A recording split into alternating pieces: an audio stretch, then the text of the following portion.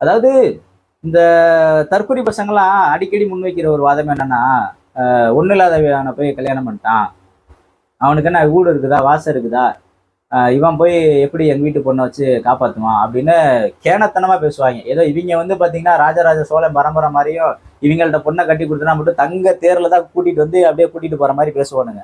இவன்ட்டே பாத்தீங்கன்னா ஒரு motor bike அவன் கூட காசு இருக்காது, ஆனா இவன் பேசுற பேச்சு வேற லெவல்ல பேசுவாங்க. ஆனா இப்ப இந்த பையன் கவின்ற பையன் நல்ல அறிவுள்ள பையன்.